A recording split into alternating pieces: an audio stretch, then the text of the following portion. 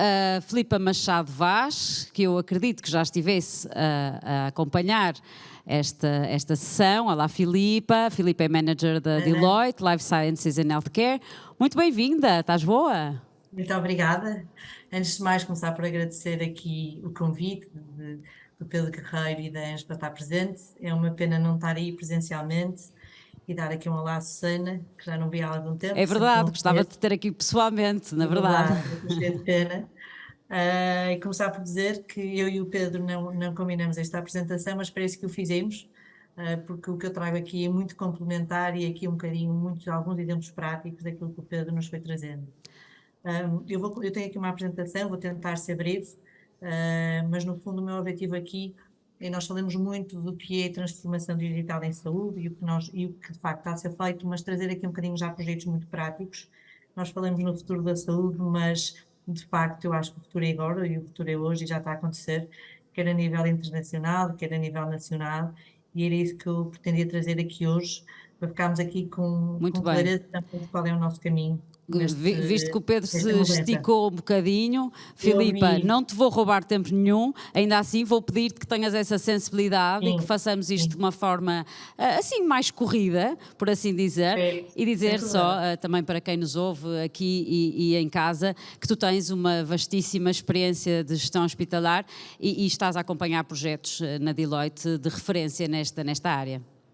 Sim, dar assim a nota e assim aproveito e passo logo o slide à frente da minha apresentação. Eu sou manager de facto da Deloitte, tenho healthcare, só faço saúde, quer em Portugal, quer na União Europeia, e o que vos trago hoje também é um bocadinho esta experiência que temos tido na União Europeia, em projetos em saúde, muito também já dirigido para a transformação digital. Existe até uma nova agência da saúde europeia que já só faz este tipo de desenvolvimentos a nível da saúde digital. Bem, mas vou então começar aqui a partilhar Vamos a minha lá. apresentação muito rapidamente. E eu já estava aqui articuladíssima também com o André Novaes, que está-nos aqui a dar suporte já relativamente ao tempo. É verdade. De facto, temos aqui isto de facto, com ainda algum espaço sobre algumas questões. Eu não sei se me conseguem ver a Conseguimos ver apresentação. Já lindamente. está. Ok, vamos Vamos então lá. falar aqui um bocadinho desta transformação digital em saúde, trazer-vos aqui alguns exemplos, já fui apresentada, por isso eu penso que posso passar isto. Ora bem, falar-vos aqui um bocadinho da transição digital em saúde, não pode ser retirada também deste contexto que eu te fui falando aqui com alguns exemplos, sobretudo em 4 grandes áreas. Quais são estas grandes áreas? São de facto uma democracia, desculpem, uma demografia em que vemos aqui um investimento da população muito grande, ou seja, nós vemos que entre 2015 a 2050 a população com mais de 60 anos vai passar de 12% a 22%, quase um quarto da população mundial, de facto, com mais de 60 anos, o que traz aqui um polidiagnóstico e uma necessidade de medicação cada vez mais evoluída e mais complexa. Nós temos doentes a fazer medicações de 15 a 20 medicamentos por dia. Se calhar devia ter feito aqui este enquadramento. Eu, antes de ser manager na Deloitte, eu fui gestora hospitalar há muitos anos, por isso tenho esta extra sensibilidade também aqui para a gestão de tudo o que é estes cuidados de saúde. De facto, esta saúde que hoje em dia exige modelos cada vez mais complexos e, sobretudo, com gastos globais pela saúde muito significativos.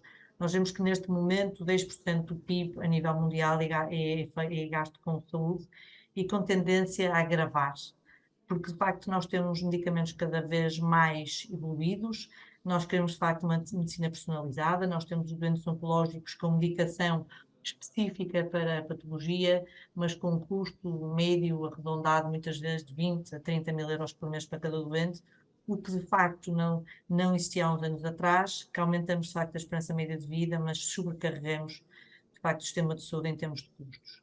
Vemos aqui uma transformação digital que todos nós já vivemos e até queremos abraçar hoje em dia, aqui com a utilização dos wearables e dos devices de forma muito significativa na saúde. Nós temos vários administradores hospitalares a pedirem-nos projetos na área da digitalização em saúde, da utilização dos wearables, que vêm de pedidos feitos pelos próprios doentes. Sobretudo também em hospitais públicos, também no SNS, o que nos faz de facto ter a certeza que isto não é só uma vontade, quer das empresas, quer nossa, dos players, mas também do próprio doente, neste caso até consumidores. Vemos agora, e como o Pedro referia muito bem, aqui um consumidor que é empoderado, que tem o poder de decisão na mão, que monitoriza os seus próprios dados e que só os facilita e só os disponibiliza quando entende. Ou seja, temos aqui, de facto, um doente que decide sobre a sua saúde em vez de deixar, de facto, na mão do médico, que é o principal aliado, em que passamos aqui claramente um foco da decisão médica para uma patient journey definida pelo próprio doente. Ou seja, nós sabemos que o futuro da saúde vai passar pela esta transformação digital, aliás, não temos dúvidas nenhumas, até pelas estas grandes evoluções da União Europeia e nas apostas que estão a fazer, claramente empoderada por esta interoperabilidade de dados, que é de facto uma das grandes dificuldades. Eu trago-vos aqui um vídeo, aliás, 2 vídeos, são muito rápidos, têm 1 minuto, cada um deles 1 minuto e meio, um que vos vai trazer esta visão da transformação digital em saúde do lado prestadores de saúde, o que é que está a acontecer, e depois aqui do lado do doente. Digam-me, por favor, depois se o som não tiver a ser da melhor forma. Vamos lá. $3.5 billion. That's how big the virtual health market will be in just 2 years. Today, 90% of consumers have internet access, and new technologies seem to hit the market almost daily. So it's no surprise that virtual care currently represents one of the biggest opportunities in healthcare. What will be a core component of modern care delivery? Virtual health can help personalize, accelerate, and augment care, meeting consumers where they are. So no matter where people live, they can receive the specialized care they need. When building a virtual health program, health systems should think strategy first, technology second. Being strategic from the start helps ensure that a virtual health program can advance ongoing efforts to humanize healthcare, giving consumers personalized experiences, affordable care, and the tools to manage their health. To lay a strong foundation for virtual care, health systems should establish their virtual health program as organizational alignment and buy-in. Clinicians have the necessary infrastructure to deliver virtual care. Virtual health solutions are tightly connected to patient data. Technologies are high quality and reliable. And new workflows help relieve administrative burden.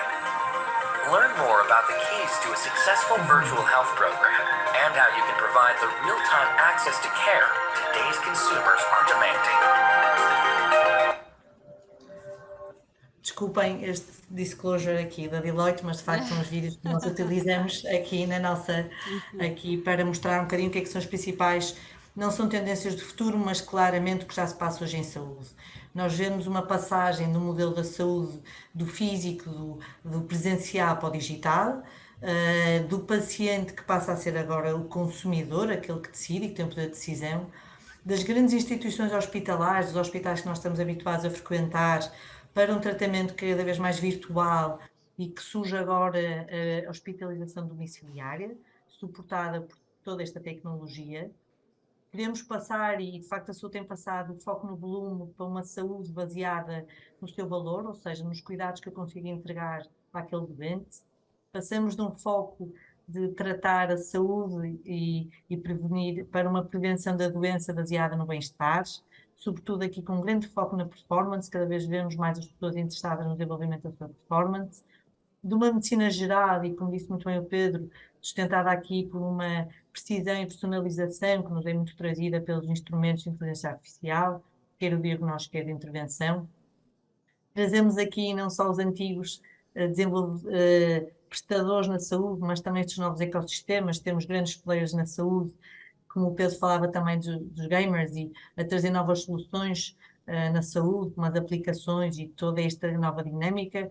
Temos grandes países europeus aqui já a prescrever aplicações digitais pelos médicos para o seu próprio tratamento em saúde, e temos aqui o conhecimento dos profissionais que agora passam a ser não só profissionais de saúde que têm conhecimento, mas também são empoderados por estas ferramentas. Mas, na verdade, como é que isto passa para nós? Para o utilizador comum de saúde, para o utilizador que de facto quer estar no poder, ter o poder de decisão relativamente a si, à sua saúde, e com isto deixo-vos aqui mais um vídeo que eu acho que todos nós conseguimos identificar.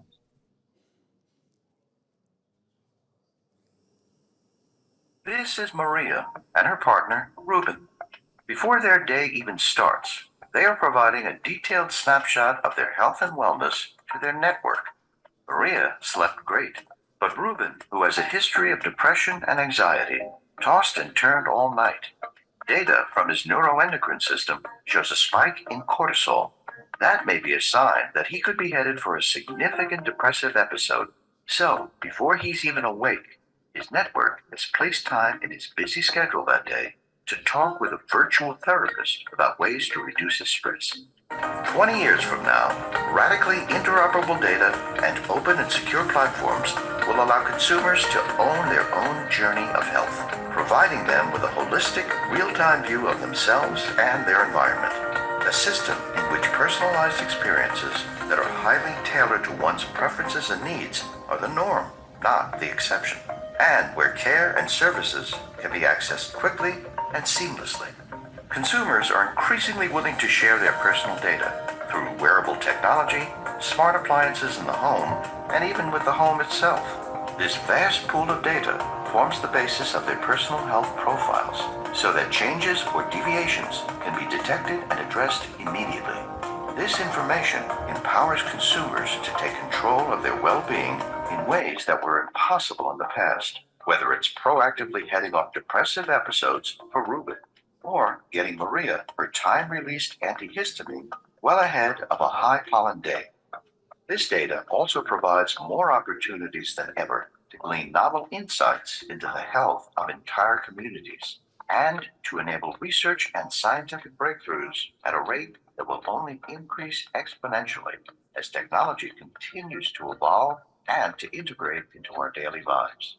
Tailoring care individually based on ever-advancing capabilities to capture, interpret, and act on near-perfect data in real time is a radical change. This change will require a complete rebuild of today's healthcare system and the collaboration of several actors, some old and many new. Those with deep roots in care delivery must ask themselves how they can use data and technology to transform what well-being and care delivery means. Players in the health ecosystem will include non-traditional ones. For example, those focused on the data platforms and tools that enable this new model of health. And regulators, financiers, and intermediaries will all play a new role in this new vision. Disruptive thinking and a commitment to emerging technology are more important than ever before, because the future isn't as far off as it seems. In fact, it's at your very fingertips. Ou seja, o que me parece que fica aqui muito evidente é que uma grande transformação, sobretudo aqui, nós temos o acesso a dados pessoais de saúde em real time, ou seja, cada vez mais nós conseguimos ter acesso a esses dados e conseguimos, de facto, obrigada André, e conseguimos de facto este acesso que nos permite recolher esta informação em real time. E faz toda a diferença na saúde, certo, Filipa? Isto ser em tempo real, quando falamos em saúde, pode ser crucial. Sem dúvida nenhuma, Sónia, e é mesmo isso, ou seja, e vou-vos também falar, por exemplo, até posso avançar aqui, nós já temos vários projetos a acontecer em saúde em Portugal nesse sentido, este projeto é público, por isso já o podemos partilhar. Nós temos neste momento um projeto com o maior grupo de saúde em Portugal, grupo de saúde privado, em que os doentes já fazem essa monitorização diária e que em real time temos aqui já avisos se haver algum problema e monitorizar diretamente para o hospital e todos esses dados já integram o processo clínico, o que faz com que o doente, quando chega ao hospital, já tem de facto a equipa pronta para o receber. Ou seja, isto está a acontecer e está a acontecer em real time e está a acontecer aqui em Portugal. Vemos também estes assistentes de saúde já muito personalizados e, de facto, o que também é muito impressionante e da importância da interoperabilidade é esta colaboração entre os vários players em saúde. Ou seja, que é um dos grandes desafios que nós também encontramos em vários estudos de mercado que fizemos em saúde em Portugal e que, de facto, urge aqui algumas necessidades de mudança. Ou seja, aqui em 4 grandes pontos temos, de facto, o paciente na saúde, aquilo que nós tanto falamos da patient journey, focada no paciente, com uma assistência personalizada, em que o foco é, de facto, a satisfação do doente, com esta monitorização diária, em real time, e com esta partilha de dados, como viram também no vídeo, em que as pessoas estão claramente disponíveis para o fazer, em função da sua saúde e da melhoria até da sua performance. Ou seja, já não estamos a tratar doenças, já não estamos só na promoção da saúde, estamos aqui na promoção também de uma melhor performance diária. O que é que nós, e vou de facto se calhar aqui acelerar um bocadinho, não ir tanto ao time nos slides, mas trazer-vos aqui 2 estudos grandes que nós fizemos nacionais, porque eu acho que também interessa perceber como é que estamos a nível da saúde em Portugal. Nós falamos com os grandes stakeholders de saúde, aqui todo o ecossistema, a nível de 360 graus envolvidos, para percebermos qual era de facto, se o nosso sistema de saúde estava preparado para a transformação digital, e depois fomos falar com os médicos que de facto a utilizam na prática com os doentes. Os stakeholders consideram que 55%, mais de metade, considera que o sistema de saúde está preparado de forma razoável para esta transformação digital em Portugal, ok? E aqui 40, quase 40%, ou seja, temos aqui 94% da amostra das stakeholders que consideram que o sistema está pronto para a transformação digital. Ou seja, aqui um bocadinho, vamos a isto na saúde e nesta transformação. São boas notícias. São boas notícias, é verdade. E, sobretudo, há aqui uma grande motivação neste sentido e perceber esta percepção que, de facto, é agora e que, se não apanharmos, de facto, esta onda, vamos ficar para trás.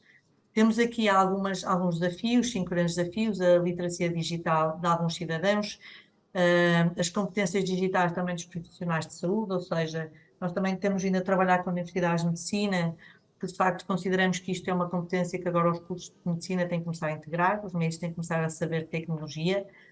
Aqui as dificuldades das infraestruturas tecnológicas e, sobretudo, aqui a questão da burocracia e da regulamentação que traz atrasos, muitas vezes de anos, à implementação destes processos. Ou seja, o que é que para estes grandes stakeholders é fundamental? Quais são as 5 grandes áreas prioritárias? Temos aqui uma interoperabilidade de dados entre os vários sistemas, SNS, grupos de saúde privados e todas estas novas empresas que surgem com novas soluções tecnológicas. Haver estes registros de saúde eletrónicos.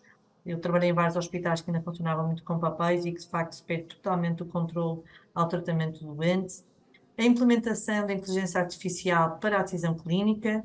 Posso-vos contar também, já é público, nós tivemos na estruturação de um dos grandes hubs da inteligência artificial em saúde, em Portugal, ou seja, que já começa a existir e que os players estão interessados. Já há várias soluções em Portugal em inteligência artificial em saúde, que começa já a ser usada em doentes, e também esta necessidade de monitorização remota dos doentes, ou seja, o objetivo é deixarmos de ter as pessoas nos hospitais, monitorizarmos à distância, para conseguirmos uma saúde também mais acessível a todos. É muito também um propósito dos vários stakeholders. Sabemos que, de facto, os nossos hospitais muitas vezes não têm resposta e que esta monitorização pode ser, de facto, uma solução, obviamente também associada a esta telemedicina. Bem, ou seja, achamos que isto, de facto, uma coisa é falar com os stakeholders, outra coisa é falar, de facto, quem está no terreno. Fizemos um estudo o ano passado com os profissionais de saúde para perceber, de facto, como é que isto seria possível executar. Ou seja, percebemos que os médicos são pessoas muito envolvidas nesta questão digital, em que 76% sabe qual é a estratégia digital no seu hospital, na sua instituição de saúde, confiam na tecnologia digital e nos dados. Aliás, consideram como um grande aqui processo fundamental para a decisão e para o diagnóstico. É um bocadinho aqui lamentável, mas também aqui claramente uma oportunidade de melhoria, não receberam um treino formal para utilizar estas tecnologias, ou seja, chegamos a vários hospitais com boas tecnologias, mas os médicos não têm, de facto, formação para o fazer, e é, de facto, preciso mudar aqui esta formação dos médicos, mas sentem-se que estão preparados, quer eles, quer a organização, para os adotar. Como é óbvio, até a pandemia veio acelerar, eu penso que mais de 10 anos a implementação destas tecnologias. Aliás, dizer-vos que há um estudo internacional que diz que 80% das pessoas que tiveram consultas online durante a pandemia não tencionam voltar a ter presencial. Ou seja, aquilo que nós antecipávamos que seria uma grande dificuldade, já não há aqui uma volta atrás. Ou seja, já não voltamos ao antigo normal, estamos de facto num novo futuro. Em Portugal, quais é que são os mais utilizados? A prescrição online, uma consultas online, o registro de saúde eletrónica, estas aplicações clínicas e as plataformas de acesso online. Deixar aqui um desafio, e visto que estamos aqui numa feira de empreendedorismo e temos aqui de facto esta vontade de fazer diferença, o que é que nós percebemos, ou seja, o que é a realidade e de facto o que é que pode ser aqui algumas barreiras e potencialidades. Ou seja, em Portugal, na saúde, nós já temos soluções digitais acessíveis a pacientes e a profissionais de saúde.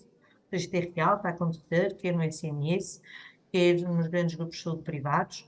Temos implementação de inteligência artificial em projetos em saúde, como é aquele que eu vos falei do Hub, a inteligência artificial em saúde, com grandes soluções já a ser usadas pelos doentes. Temos claramente uma maior literacia digital destes profissionais de saúde e das pessoas, e aqui um acesso a dados de saúde com muito foco nesta promoção da saúde e prevenção da doença. Já não queremos tratar doentes, queremos promover a saúde e promover a performance. E temos também aqui uma grande potencialidade, nomeadamente as competências tecnológicas dos profissionais de saúde. Nós temos médicos, de facto, o melhor que existe a nível mundial, e de facto temos vontade destes médicos em evoluir e construir aqui uma saúde diferente. Quais são aqui as grandes barreiras que eu deixo aqui um bocadinho como desafio aos nossos empreendedores? Continuamos a ter alguns projetos de saúde sem recurso à tecnologia digital, ou seja, estamos ainda a construir um bocadinho o que era este legacy do passado e não olhar para o futuro. Temos barreiras regulatórias muito difíceis de ultrapassar, que de facto aqui a pandemia parece que derrubou uma série de muros que se voltaram a levantar pós-pandemia. Esta questão da interoperabilidade de dados, né? Enquanto nós não sabemos onde é que estão os exames e onde é que estão as nossas consultas, de facto, esta necessidade que todos os sistemas funcionem entre si e esta vontade de desmaterialização dos processos, ou seja, já não podemos ter mais papéis a circular, temos que ter, de facto, aquilo que dizia Shane bem, este acesso a dados pessoais e em real time. Espero ter aqui ajudado aqui a debater um bocadinho a saúde. Eu deixo também aqui o meu e-mail para qualquer questão que possa surgir, também que vos possa fazer sentido, entrar em contacto ou até novos projetos que possam ter para desenvolvermos aqui em conjunto.